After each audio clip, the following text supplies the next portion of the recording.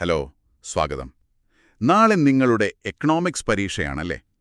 Indian സമ്പദ്വ്യവസ്ഥ 1950 മുതൽ 1990 വരെ എന്ന ഈ ചാപ്റ്റർ തുറന്നു നോക്കാൻ പോലും സമയം കിട്ടിയിട്ടില്ല എന്നൊരു ടെൻഷനിലാണോ? പേടിക്കണ്ട, അടുത്തൊരു 15 മിനിറ്റിൽ ഈ അധ്യായം നമുക്ക് ഒരുമിച്ച് പഠിച്ചെടുക്കാം. ഇത് വെറുമൊരു പാഠമല്ല, ഒരു പുതിയ രാജ്യം അതിന്റെ കാലിൽ നിൽക്കാൻ നടത്തിയ ശ്രമങ്ങളുടെ കഥയാണ്. ഈ കഥയിലെ പ്രധാന ഭാഗങ്ങൾ മനസ്സിലാക്കിയാൽ പിന്നെ പരീക്ഷയെ പേടിക്കേണ്ട കാര്യമേയില്ല. തീർച്ചയായും. 1947 ഇന്ത്യക്ക് സ്വാതന്ത്ര്യം കിട്ടുമ്പോൾ നമ്മളൊരു ഒരു ഒഴിഞ്ഞ സ്ലേറ്റ് പോലെയായിരുന്നു. ബ്രിട്ടീഷുകാർ പോയി, പക്ഷെ ദാരിദ്ര്യവും നിരക്ഷരതയും പട്ടിണിയും ഇവിടെ തന്നെ ഉണ്ടായിരുന്നു. ആ ഒരവസ്ഥയിൽ നിന്ന് ആധുനിക ഇന്ത്യ എന്ന സ്വപ്നത്തിലേക്ക് നമ്മുടെ നേതാക്കളൊരു യാത്ര തുടങ്ങി. ആ യാത്രയുടെ ആദ്യത്തെ 40 വർഷത്തെ പ്ലാനുകളാണ് നമ്മൾ ഇന്ന് പരിശോധിക്കാൻ പോകുന്നത്. ഇന്ത്യ തിരഞ്ഞെടുത്ത വഴി, ആ വഴിയിൽ സ്ഥാപിച്ച നാഴികക്കല്ലുകൾ, പിന്നെ ആ യാത്രയിൽ പറ്റിയ ചില പിഴവുകൾ എല്ലാം നമുക്ക് വിശദമായിട്ട് സംസാരിക്കാം. തയ്യാറല്ലേ? ശരി, അപ്പോൾ നമുക്ക് കാര്യത്തിലേക്ക് കടക്കാം. 1947 രാജ്യം സ്വതന്ത്രമായി. നമ്മുടെ നേതാക്കളുടെ മുന്നിലുള്ള ഏറ്റവും വലിയ ചോദ്യം ഇതായിരുന്നു: മുന്നോട്ടുള്ള വഴി ഏതാണ്? ഏതുതരം സാമ്പത്തിക വ്യവസ്ഥയാണ് ഇന്ത്യക്ക് വേണ്ടത്? പ്രധാനമന്ത്രി ജവഹർലാൽ നെഹ്റുവിന് സോഷ്യലിസത്തോടൊരു പ്രത്യേക താൽപ്പര്യമുണ്ടായിരുന്നു, അല്ലേ? ശരിയാണ്. പക്ഷേ അന്ന് ലോകത്ത് പ്രധാനമായും 2 വഴികളാണുണ്ടായിരുന്നത്. ഒന്ന് അമേരിക്കയുടെ വഴിയായ മുതലാളിത്തം, അതായത് ക്യാപിറ്റലിസം. 2 സോവിയറ്റ് യൂണിയന്റെ വഴിയായ സോഷ്യലിസം. ഏതൊരു സമൂഹവും ഒരു 3 അടിസ്ഥാന ചോദ്യങ്ങൾക്കുത്തരം കണ്ടെത്തണം. 1 എന്തുൽപ്പാദിപ്പിക്കണം, 2 എങ്ങനെ ഉൽപ്പാദിപ്പിക്കണം, 3 ആർക്ക് വേണ്ടി ഉൽപ്പാദിപ്പിക്കണം. ഈ ചോദ്യങ്ങൾക്ക് ഓരോ സിസ്റ്റവും ഉത്തരം കൊടുക്കുന്നത് വ്യത്യസ്ത രീതിയിലാണ്. അതൊന്ന് ലളിതമായി പറയാമോ? ഈ മുതലാളിത്തം എന്ന് പറഞ്ഞാൽ ശരിക്കും എന്താണ്? മുതലാളിത്വത്തിൽ ഈ 3 ചോദ്യങ്ങൾക്കും ഉത്തരം നൽകുന്നത് കമ്പോളമാണ്, അഥവാ മാർക്കറ്റ്. ആളുകൾക്ക് എന്താണോ വാങ്ങാൻ പണമുള്ളത് അത് ഉൽപ്പാദിപ്പിക്കും.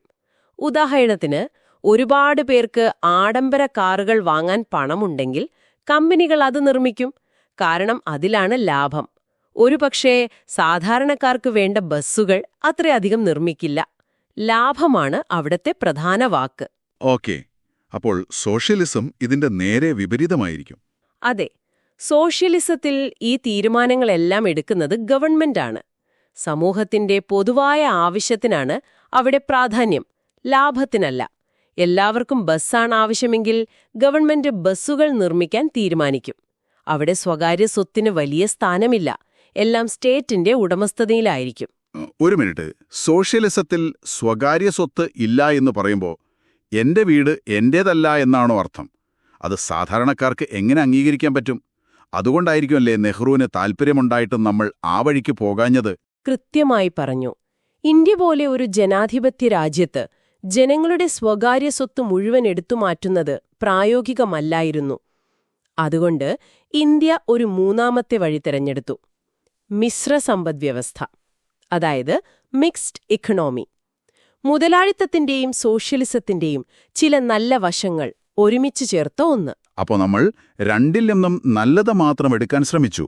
പക്ഷേ പലപ്പോഴും സംഭവിക്കാറുള്ളതുപോലെ രണ്ടിന്റെയും ദോഷവശങ്ങൾ ഒരുമിച്ച് കിട്ടാനുള്ള സാധ്യതയുമില്ലേ?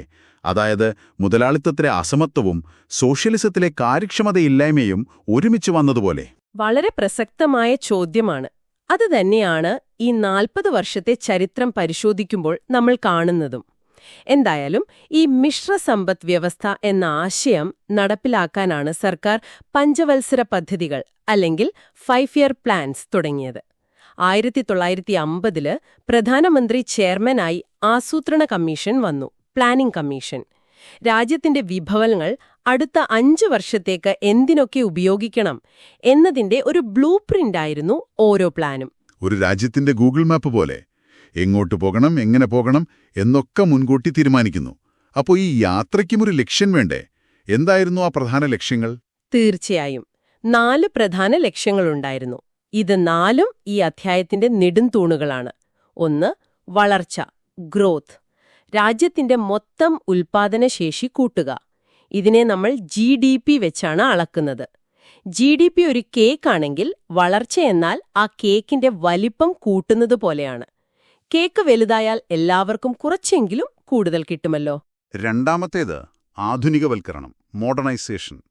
പേര് കേൾക്കുമ്പോൾ പുതിയ മെഷീനുകളും ഫാക്ടറികളുമൊക്കെയാണ് ഓർമ്മ വരുന്നത്. അതുമാത്രമല്ല, പുതിയ സാങ്കേതികവിദ്യ ഉപയോഗിക്കുന്നത് ഒരു ഭാഗം മാത്രം. അതിനേക്കാൾ പ്രധാനമാണ് സാമൂഹിക കാഴ്ചപ്പാടുകളിലെ മാറ്റം. ഉദാഹരണത്തിന്, സ്ത്രീകളും പുരുഷന്മാരും തുല്യരാണെന്നും അവർക്ക് ഒരേ ജോലിക്ക് ഒരേ വേതനം നൽകണമെന്നുമുള്ള ചിന്ത. അതും ആധുനികവൽക്കരണത്തിന്റെ ഭാഗമാണ്. ഒരു ആധുനിക സമ്പദ്വ്യവസ്ഥയ്ക്ക് ഒരു ആധുനിക സമൂഹം കൂടിയേ തീരൂ. ശരിയാണ്. മൂന്നാമത്തേത് സ്വാശ്രയത്വം, സെൽഫ് റിലയൻസ്.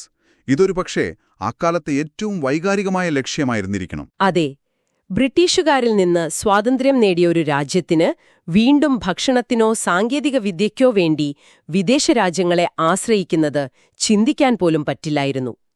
ഇന്ത്യയിൽ ഉണ്ടാക്കാൻ പറ്റുന്നതൊന്നും പുറത്തുമിന്ന് വാങ്ങേണ്ട എന്നതായിരുന്നു തീരുമാനം. നാലാമത്തേതും ഏറ്റവും പ്രധാനപ്പെട്ടതുമായ ലക്ഷ്യം തുല്യതായിരുന്നു, എക്വിറ്റി. അതായത് വളർച്ചയുടെ കേക്ക് വലുതായാൽ മാത്രം പോരാ, ആ കേക്കിന്റെ കഷ്ണങ്ങള് എല്ലാവർക്കും ന്യായമായി കിട്ടുന്നുണ്ടെന്ന് ഉറപ്പുവരുത്തുക. അതെ, പണക്കാർ കൂടുതൽ പണക്കാരും പാവപ്പെട്ടവർ കൂടുതൽ പാവപ്പെട്ടവരുമാകുന്ന ഒരു വളർച്ചയ്ക്ക് അർത്ഥമില്ലെന്ന് നമ്മുടെ ഭരണകർത്താക്കൾ വിശ്വസിച്ചു.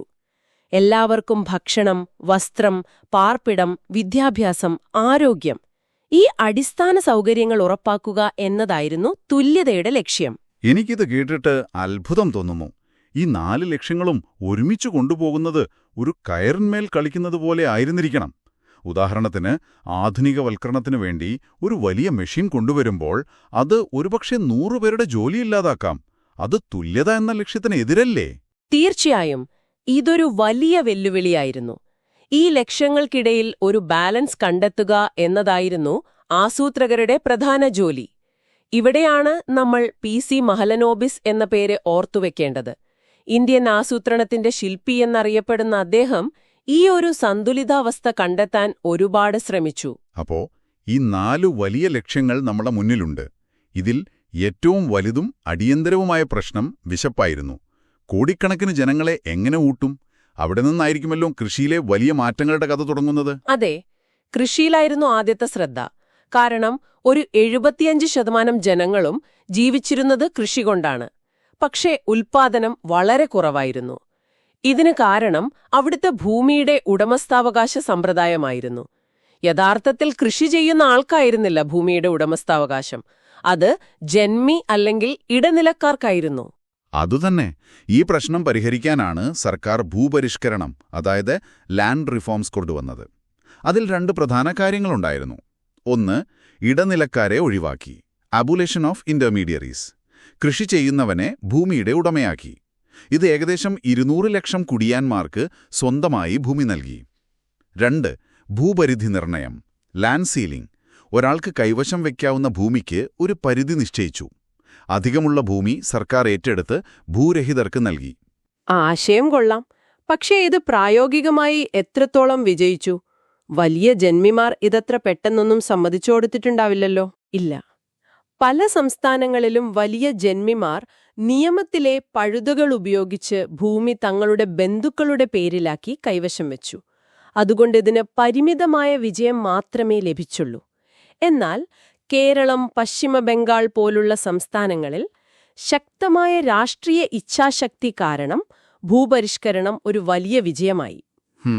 ഭൂമിയുടെ പ്രശ്നം പരിഹരിക്കാൻ ശ്രമിച്ചു. പക്ഷേ ഉൽപ്പാദനം കൂട്ടാൻ അതുമാത്രം മതിയോ? അതിന് പുതിയ സാങ്കേതികവിദ്യ വേണ്ടേ? അവിടെയാണ് കഥയിലെ അടുത്ത വലിയ ട്വിസ്റ്റ് വരുന്നത്. ഹരിത വിപ്ലവം, ഗ്രീൻ റെവല്യൂഷൻ. 1960കളിൽ ഇന്ത്യ കടുത്ത ഭക്ഷ്യക്ഷാമം നേരിടുകയായിരുന്നു.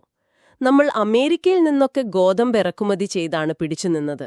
ഈ അവസ്ഥ മാറ്റാനാണ് അത്യുൽപാദന ശേഷിയുള്ള വിത്തുകൾ, അതായത് high yielding variety HYV seeds, രാസവളം, കീടനാശിനികൾ, പിന്നെ മികച്ച ജലസേചനമൊക്കെ ഉപയോഗിച്ച് കൃഷി തുടങ്ങിയത്. ഒരുതരം മാന്ത്രിക വിത്തുകൾ. പക്ഷേ ഈ പുതിയ ടെക്നോളജിക്ക് നല്ല പണച്ചെലവ് കാണുമല്ലോ.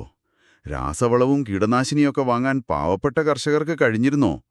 ഇത് പണമുള്ള കർഷകരെ കൂടുതൽ പണക്കാരും പാവപ്പെട്ടവരെ കൂടുതൽ പാവപ്പെട്ടവരും ആക്കിയില്ലേ? വളരെ നല്ല ചോദ്യം. തുടക്കത്തിൽ അങ്ങനെയൊരു അപകടമുണ്ടായിരുന്നു. പക്ഷേ സർക്കാർ അവിടെ ഇടപെട്ടു. ചെറുകിട കർഷകർക്ക് ഈ വിത്തും വളവും വാങ്ങാൻ കുറഞ്ഞ പലിശയ്ക്ക് വായ്പ നൽകി, വളത്തിന് സബ്സിഡി നൽകി. അതോടെ പാവപ്പെട്ട കർഷകർക്കും ഹരിതവിപ്ലവത്തിന്റെ ഭാഗമാകാൻ കഴിഞ്ഞു. ഇവിടെ തുല്യത എന്ന ലക്ഷ്യം സർക്കാർ മറന്നില്ല. അപ്പോ എന്തായിരുന്നു ഹരിതവിപ്ലവത്തിന്റെ ഫലം? ഫലം അവിശ്വസനീയമായിരുന്നു. ഇന്ത്യ ഭക്ഷ്യധാന്യങ്ങളുടെ കാര്യത്തിൽ സ്വയം പര്യാപ്തത നേടി. ഭക്ഷണത്തിനു വേണ്ടി ആരോടും കൈനീട്ടേണ്ടാത്തൊരവസ്ഥ വന്നു. സ്വാശ്രയത്വം എന്ന നമ്മുടെ വലിയ ലക്ഷ്യം ഇവിടെയാണ് നേടിയെടുത്തത്. കർഷകർക്ക് സ്വന്തം ആവശ്യത്തിന് ശേഷം വിൽക്കാൻ ധാരാളം ധാന്യങ്ങൾ ബാക്കി വന്നു. ഇതിനെയാണ് വിപണന മിച്ചം അഥവാ മാർക്കറ്റഡ് സർപ്ലസ് എന്നു പറയുന്നത്. ഇത് മാർക്കറ്റിലെത്തിയപ്പോൾ ഭക്ഷ്യവസ്തുക്കളുടെ വില കുറഞ്ഞു. സാധാരണക്കാർക്ക് അത് വലിയൊരാശ്വാസമായി. ഓക്കെ, അപ്പോൾ ഭക്ഷണത്തിന്റെ കാര്യത്തിൽ നമ്മളൊരു തീരുമാനത്തിലെത്തി. ഇനിയൊരു ആധുനിക രാജ്യമാകണമെങ്കിൽ ഫാക്ടറികളും വ്യവസായങ്ങളും വേണ്ടേ? അതെങ്ങനെയാണ് നമ്മൾ പടുത്തുയർത്തിയത്? അതെ, അടുത്ത യുദ്ധമുഖം വ്യവസായമായിരുന്നു. പക്ഷെ ഇവിടെയും ഒരു പ്രശ്നമുണ്ടായിരുന്നു. വലിയ സ്റ്റീൽ പ്ലാന്റുകളോ മെഷീൻ ഫാക്ടറികളോ തുടങ്ങാൻ ആവശ്യമായ ഭീമമായ മുതൽമുടക്ക് നടത്താൻ ഇന്ത്യയിലെ സ്വകാര്യ വ്യാവസായികളുടെ കയ്യിൽ പണമില്ലായിരുന്നു. അത്ര വലിയ റിസ്ക് എടുക്കാൻ അവർ തയ്യാറുമായിരുന്നില്ല. അതുകൊണ്ട് സർക്കാർ തന്നെ ആ റോൾ ഏറ്റെടുത്തു. അതായത് പൊതുമേഖലാ സ്ഥാപനങ്ങൾ ഉണ്ടാക്കി, പബ്ലിക് സെക്ടർ എന്റർപ്രൈസസ്. അതെ, ഇതിനൊരു വ്യക്തമായ രൂപരേഖയുണ്ടാക്കാൻ 1956 ഒരു വ്യാവസായിക നയപ്രമേയം കൊണ്ടുവന്നു. ഇൻഡസ്ട്രിയൽ പോളിസി റെസല്യൂഷൻ അല്ലെങ്കിൽ IPR 1956. ഈയൊരു തീരുമാനമാണ് അടുത്ത 30 വർഷത്തേക്ക് ഇന്ത്യയുടെ വ്യവസായങ്ങളുടെ തലയെഴുതെഴുതിയത്. അതുകൊണ്ടാണ് നമ്മളിത് ഇത്ര ശ്രദ്ധിച്ച് മനസ്സിലാക്കേണ്ടത്. ഈ നയപ്രകാരം വ്യവസായങ്ങളെ 3 തരംതിരിച്ചു. 1. തന്ത്രപ്രധാനമായ വ്യവസായങ്ങൾ പൂർണ്ണമായും സർക്കാർ ഉടമസ്ഥതയിൽ. 2. സർക്കാരും സ്വകാര്യ മേഖലയും ഒരുമിച്ച് പ്രവർത്തിക്കുന്നവ. 3. ബാക്കിയുള്ളവ സ്വകാര്യ മേഖലയ്ക്ക് വിട്ടുകൊടുത്തു. അപ്പോൾ സ്വകാര്യ മേഖലയ്ക്ക് അത്ര സ്വാതന്ത്ര്യമുണ്ടായിരുന്നില്ല? ഇല്ല. ഒരു സ്വകാര്യ കമ്പനിക്ക് ഒരു പുതിയ ഫാക്ടറി തുടങ്ങണമെങ്കിലും അല്ലെങ്കിൽ നിലവിലുള്ള ഉൽപ്പാദനം കൂട്ടണമെങ്കിലും എന്തിന് ഒരു പുതിയ ഉൽപ്പന്നം ഉണ്ടാക്കണമെങ്കിൽ പോലും സർക്കാരിന്റെ ലൈസൻസ് വേണമായിരുന്നു. ഇതിനെയാണ് പിന്നീട് പരിഹാസരൂപേണ ലൈസൻസ് രാജ് എന്ന് വിളിച്ചു തുടങ്ങിയത്. പേര് കേൾക്കുമ്പോൾ തന്നെ ഒരുതരം ബ്യൂറോക്രാറ്റിക് പേടി സ്വപ്നം പോലെ തോന്നുന്നുണ്ട്. അതുപോലെ തന്നെയായിരുന്നു വ്യാപാര നയവും. നമ്മൾ നേരത്തെ പറഞ്ഞ സ്വാശ്രയത്വം എന്ന ലക്ഷ്യം ഓർമ്മയില്ലേ? അതിന്റെ ഭാഗമായി ഇറക്കുമതിക്ക് ബദൽ, അതായത് ഇമ്പോർട്ട് സബ്സ്റ്റിറ്റ്യൂഷൻ എന്ന നയമാണ് നമ്മൾ സ്വീകരിച്ചത്. ഇതൊരു ലളിതമായ ആശയമാണ്. നമുക്ക് വേണ്ട സോപ്പ് നമ്മൾ തന്നെ ഉണ്ടാക്കും, വിദേശത്ത് നിന്ന് വാങ്ങില്ല. ഒറ്റനോട്ടത്തിൽ നല്ലതായി തോന്നാം, നമ്മുടെ കമ്പനികളെ സംരക്ഷിക്കാമല്ലോ. അതെങ്ങനെയാണ് നടപ്പിലാക്കിയത്? വിദേശ കമ്പനികളെ ഇവിടെ വിൽക്കാൻ അനുവദിച്ചില്ലേ? ഇറക്കുമതി ചെയ്യുന്ന സാധനങ്ങൾക്ക് ഭീമമായ നികുതി ചുമത്തി, അതായത് ടാരിഫ്സ്. പിന്നെ ഇറക്കുമതി ചെയ്യാവുന്ന സാധനങ്ങളുടെ അളവിന് പരിധി വെച്ചു, ക്വോട്ടാസ്. ഇതൊരു ഇൻവേർഡ് ലുക്കിംഗ് അഥവാ ഉള്ളിലേക്ക് നോക്കുന്ന തന്ത്രമായിരുന്നു. അപ്പോൾ ഇതിന്റെ എല്ലാം മൊത്തത്തിലുള്ള ഫലം എന്തായിരുന്നു? ഒരു വശത്ത് സർക്കാർ വ്യവസായങ്ങൾ തുടങ്ങുന്നു, മറുവശത്ത് സ്വകാര്യ മേഖലയെ ലൈസൻസ് വെച്ച് നിയന്ത്രിക്കുന്നു, പുറത്തുനിന്നുള്ള മത്സരത്തെ പൂർണ്ണമായി ഒഴിവാക്കുന്നു. ഇതിന് ഗുണവും ദോഷവും ഉണ്ടായിരിക്കുമല്ലോ. തീർച്ചയായും. നമുക്ക് നേട്ടങ്ങളിൽ നിന്ന് തുടങ്ങാം. GDPയിൽ വ്യവസായ മേഖലയുടെ പങ്ക് 1950 ഒരു 12% 1990 ആയപ്പോഴേക്കും 25% ഇരട്ടിച്ചു. ഇതൊരു വലിയ നേട്ടമാണ്. അതുപോലെ തുടക്കത്തിൽ നമ്മൾ പരുത്തിയും ചണവും മാത്രം ഉണ്ടാക്കിയിരുന്ന സ്ഥാനത്ത് കാറുകളും ഇലക്ട്രോണിക് സാധനങ്ങളും വരെ ഉണ്ടാക്കുന്ന ഒരു വൈവിധ്യമുള്ള വ്യവസായ മേഖലയായി ഇന്ത്യ മാറി. ഇനി കോട്ടങ്ങളോ? അതായിരിക്കുമല്ലോ പിന്നീട് വലിയ മാറ്റങ്ങളിലേക്ക് നയിച്ചത്. അതെ, കോട്ടങ്ങൾ ഒരുപാടുണ്ടായിരുന്നു. ഒന്ന്, പല പൊതുമേഖലാ സ്ഥാപനങ്ങളും വൻ നഷ്ടത്തിലായി, സർക്കാരിനൊരു ബാധ്യതയായി മാറി. 2, ഈ ലൈസൻസ് രാജ് വലിയ അഴിമതിക്കും കാര്യക്ഷമതയില്ലായ്മയ്ക്കും കാരണമായി. മത്സരം ഒഴിവാക്കാൻ ചില വലിയ കമ്പനിക്കാർ ആവശ്യമില്ലെങ്കിലും ലൈസൻസ് വാങ്ങിവെച്ച് വെറുതെ ഇരിക്കാൻ തുടങ്ങി. ഏറ്റവും പ്രധാനപ്പെട്ട ദോഷം വിദേശ മത്സരമില്ലാത്തത് തന്നെയായിരുന്നില്ലേ? അതായിരുന്നു ഏറ്റവും വലിയ പ്രത്യാഘാതം. ഒന്ന് ചിന്തിച്ചു നോക്കൂ, അംബാസഡർ കാർ വർഷങ്ങളോളം ഒരേ രൂപത്തിലും സാങ്കേതിക വിദ്യയിലുമാണ് പുറത്തിറങ്ങിയത്. കാരണം അവർക്കും മത്സരിക്കാൻ ആരുമുണ്ടായിരുന്നില്ല. ഈ സംരക്ഷണം യഥാർത്ഥത്തിൽ ഇന്ത്യൻ ഉപഭോക്താവിനെ ശിക്ഷിക്കുകയായിരുന്നു. ലോകം മുഴുവൻ പുതിയ കാറുകളിലേക്ക് മാറുമ്പോൾ നമ്മളിവിടെ പഴയതിൽ തന്നെ കുടുങ്ങിപ്പോയി. ഗുണമേന്മ കുറഞ്ഞ സാധനങ്ങൾക്ക് നമ്മൾ കൂടുതൽ വില കൊടുക്കേണ്ടി വന്നു. ഈ സംരക്ഷണം നമ്മുടെ വ്യവസായങ്ങളെ വളർത്തുന്ന ഒരു തൊട്ടിലിനു പകരം അവയെ പുറം ലോകവുമായി മത്സരിക്കുന്നതിൽ നിന്ന് തടയുന്ന ഒരു കൂടായി മാറി. അപ്പോൾ ഏറ്റവും വലിയ പരാജയം എന്തായിരുന്നു?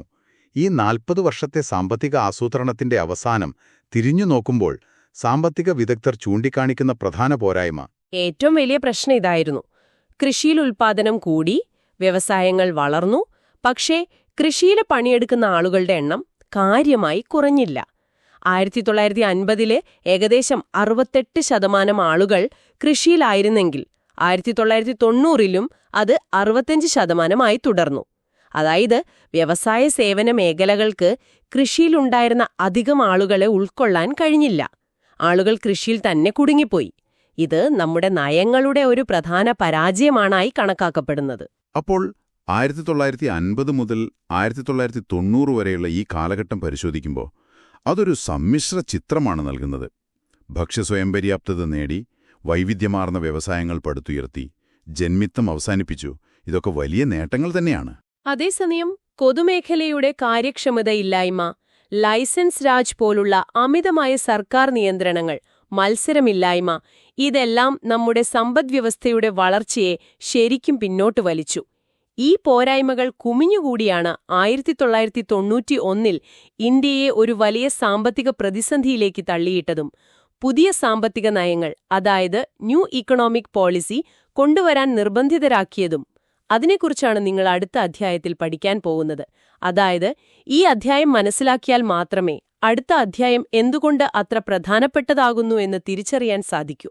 ഈ വിശദമായ ചർച്ച നാളത്തെ പരീക്ഷയ്ക്ക് നിങ്ങൾക്ക് എന്തായാലും സഹായകമാവുമെന്ന് വിശ്വസിക്കുന്നു. പ്രധാന ആശയങ്ങൾ മറക്കരുത്.